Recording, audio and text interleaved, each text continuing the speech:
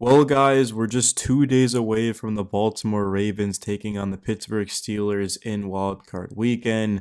The Ravens went 12-5 in the regular season, setting themselves up for a home playoff game to start off the first round of the playoffs. And then, of course, in the second and the third round, if they end up taking on a higher seed, they'd have to go on the road.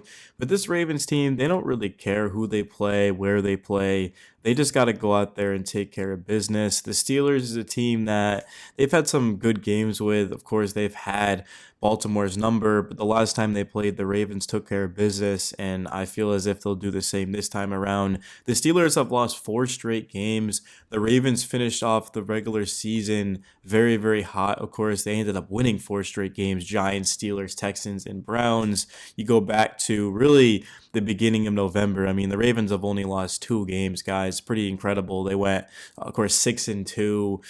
This is just the type of team that's playing their best ball of the season on both sides of the field. The defense has been elite. Only 10 points given up to the Browns, 2 to the Texans, 17 to the Steelers, and 14 to the Giants. And then the offensive side of the ball, 31 or more over those final four games. Lamar Jackson somehow even better than he was last year when he won MVP. He's put up numbers that we've never seen before. I believe he should win the MVP. 41 touchdowns, first in QBR, first in passer rating, just four interceptions, and he threw for 4,172 yards. And that doesn't even show what Lamar did with his legs, which he led the league in rushing. I don't even have to go fact check that because I know he did. Jaden Daniels, Jalen Hurts are right up there.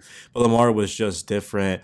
He's the most valuable player. He's the best player. You take Lamar off of the Ravens, this is a team that they probably don't even make the playoffs, if I'm being honest. They wouldn't make the playoffs without Lamar Jackson, not even close. I get Derrick Henry's been great, but the reason Henry has had so much success in this offense is because of Lamar. Henry rushed for 1,921 yards, had the second most carries, 16 touchdowns, which tied James Cook, nearly 6 yards per carry. Henry was phenomenal. You put Henry with Lamar, and now we're talking about honestly the most dominant 1-2 force from a quarterback and running back in the history of football.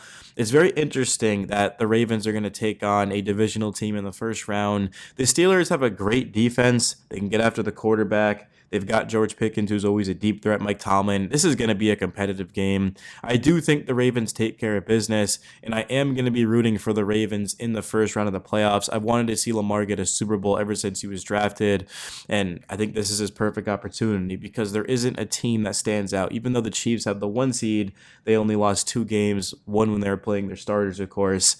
The Ravens played them in week one. And this time around, Lamar understands, hey, look, it's going to come down to me. If I end up missing a couple of throws, if I turn it over, if I fumble, that's going to lose my team the game. But if I make those plays, it's going to win my team the game. Lamar understands the stakes. He wants to win a Super Bowl, and he wants to change his number to number one to show the world that he's the best player in the NFL. And I do think he gets it done. The second round of the playoffs, if the, of course, Ravens do end up winning that, they'd play the Bills, assuming they beat the Broncos. If the Broncos do beat the Bills, then I mean, I guess actually there's really no significance of that, is there? Because if the Broncos, yeah, if the Broncos beat the Bills, and I guess there is, because if the Broncos beat the Bills, and the Broncos would play the Chiefs, and then the Ravens would play the winner of that Texans Chargers game. So that's actually pretty big. Honestly, I would 100% be rooting for the Broncos over the Bills. But even if Baltimore has to go to Buffalo, they've already beaten them this season, albeit it was at home. But I think the Ravens are a great matchup for the Bills because the Bills defense has struggled mightily against teams with winning records, against high-powered offenses. The Ravens have as high of a powered offense as it gets. I think the only offense that's actually better than the Ravens is the Lions, and you could make a strong argument that the Ravens have a better offense, and I wouldn't even blame you. It's both those teams, basically 1A, 1B. I mean, they're both scoring over 30 a game. They both can do a lot of things, and they've got playmakers. But I think the difference is going to be Lamar Jackson. I mean, Jared Goff is an unbelievable player. He's going to make the Pro Bowl if he hasn't already. But Lamar, we're talking about, he could go down as one of the all-time greats. He's already on path to be that, but I'm talking about him being, Tom Brady. Tom Brady's in a tier of his own, but in terms of him being Peyton Manning and Aaron Rodgers, I'm looking at, of course, like a Patrick Mahomes. I mean, Lamar has a chance to dethrone Mahomes. And I mean, if he can do that, we're going to start to have some serious discussions because Lamar's about to get his third MVP.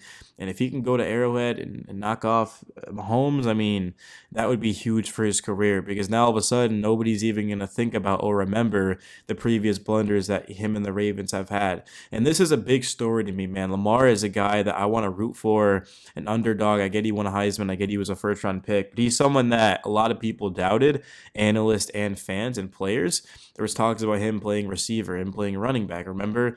And he was great in college. He was very accurate, always a good throw over the football, and he's just taken it to a different level in the NFL. But Lamar, I mean, he's going to get the credit if the Ravens win, but where it starts is the defense, the play calling.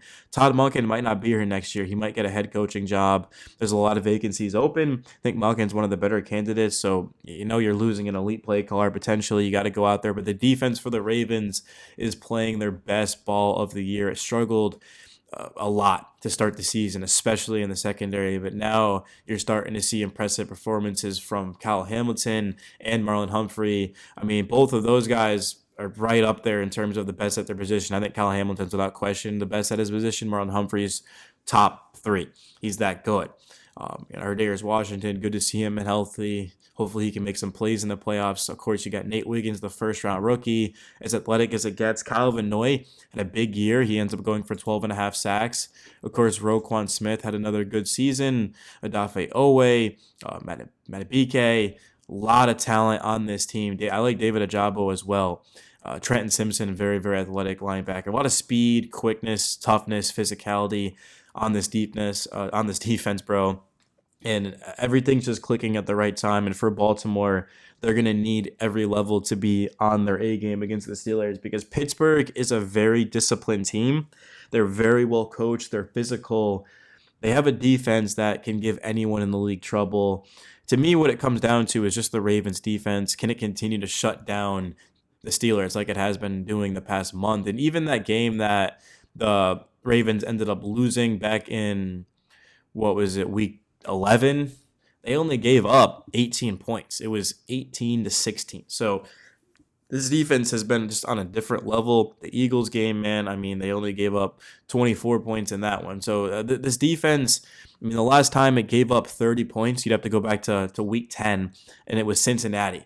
And Cincinnati's an outlier because Cincinnati, Joe Burrows might be playing the best quarterback we've ever seen. He's been that damn good. Yeah, before that, you'd have to go back to week 7 against Tampa Bay. So this defense, it just doesn't give up a lot of points. It's dialed in, locked in. Give Zach Orr credit, first time calling plays, man. One of the younger guys in this league, coaching really both sides of the football. Look at the defense. Yeah, no, really, offense, defense doesn't matter. Zach Orr's in his early 30s for a coach. I mean, that's crazy too. Yeah, Pittsburgh against Baltimore Saturday night, 8 p.m. Eastern. It's going to be so much fun. It's going to be a great weekend of games. I will have my predictions out probably tomorrow, but I promise you guys I will have the Ravens winning. Even in my Steelers video I dropped about half an hour ago, I said that the Ravens would win. Guys, Swaggy, peace. Thank you for the love, the support. I'm out.